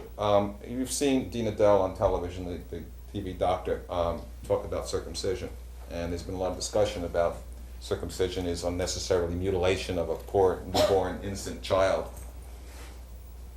Or it's defended because it's a religious thing, or because it's good for medical practice, or sanitate, health, hygiene, whatever. All kinds of discussion. Everything but the actual issue. Consider what we know from abreactive therapies these days, when a person relives their neonatal experiences, how primary they are to forming and nucleating personality. Consider that particular, you're probably familiar with Stanislav Grof, who's got his 4 kinds of birthing situations that lead to 4 personality types. 4 kinds of birth experiences, where you get caught in the canal or how much trouble you get getting out. It leads to personality types. Consider what would happen if you took a whole population, in this case, all the men, and you perform the same trauma, minor trauma, but trauma, at the same time in life across the population. When a child is first born, that's when the brain's neural connections are both sprouting like crazy and ablating if not stimulated. It's been demonstrated, it's fairly famous now, if you raise cats in a room without vertical lines, they'll never see vertical lines. That part of the brain doesn't work. So if you perform the same ritual procedure across the population, you could never predict what would happen to an individual. But on average, you would predict a particular personality type. You'd predict a particular brain propensity. You'd stimulate certain neurons and allow others to ablate. What if circumcision performed as it's supposed to be performed, not arbitrarily by a doctor at 2 days, but at a particular time in brain development, produced a kind of personality on average, only on average, that would have a propensity to be able to do these meditations? Then that procedure would be a true covenant. Because if the meditation is the means of attaining the prophetic experience, the transcendental experience, anything you could do to make it easier would be a benefit to maintaining that tradition. The reason given, by the way, why women aren't circumcised is because women go through the birthing experience, which is an ego death experience, and don't need that particular stimulation. Those connections are there. I think it may have to do with the shorter Y chromosome. I'm not sure. So you can see that even something that seems barbaric and arbitrary can be if it's done in the barbaric and arbitrary way. But if you understand its purpose and it's done for that purpose, then it could be functional and real and can be evaluated on that basis. Don't circumcise a kid if you're not going to teach him to meditate. If you are, maybe you should. I'm not saying you should on my word, but I'm saying you should consider this idea. I'm getting the wind-up signal. How much time do we have? 2 minutes. Right, well, nobody jump. One, I want to thank you all for coming. I want to especially thank Arthur and Ruth Young and the other people who've made this possible. I definitely want to thank my wife Cynthia, who hand-colored all these drawings for you. We can't afford color Xerox.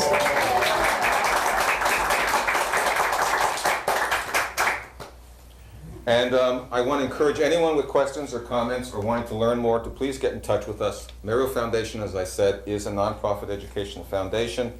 We think, to answer your question, if these ideas come out, they are going to be healing if it's done responsibly and respectfully. If I can put this on a hilltop in Jerusalem and show Arab kids and Jewish kids that their alphabets come from the same hand, then they might get the idea. We didn't have time to talk at all, but you have heard, let me defer to the quotation on the little booklets we give out from Nick Herbert.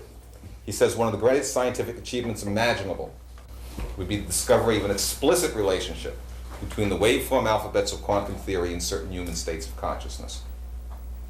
General projector principle from consciousness to physics, the human hand. And I promise to go through the meditation and play the music, so if everyone will give us another second or two, we will do it.